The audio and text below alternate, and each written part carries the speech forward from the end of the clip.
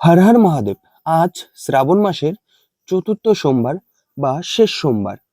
আজ আমরা যাচ্ছি দেবাদিদেব মহাদেবের মাথায় জল ঢালতে শিবডাঙ্গি তিলভান্ডেশ্বর শিব মন্দিরে। আমরা বাড়ি থেকে বেরিয়েছিলাম 1টা নাগাদ। ঘন্টাখানেকের মধ্যে আমরা শিবডাঙ্গি পৌঁছে যাই। আর এখানে এসে লক্ষ্য করি প্রচুর বড় লাইন। তবে ছেলেদের লাইন খুব একটা বড় ছিল না।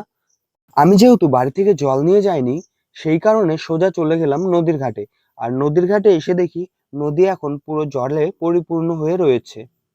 আমরা জল নিয়ে চলে আসলাম সোজা লাইন দাঁড়ানোর জন্য। আর এখানেও এসে লক্ষ্য করি প্রচুর পরিমাণে ভিড়।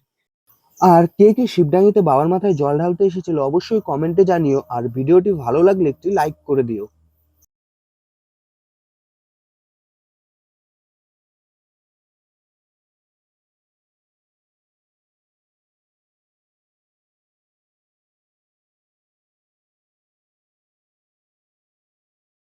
জল ঢালা শেষে 5টা নাগাদ আমরা বাড়ির উদ্দেশ্যে রওনা দিলাম।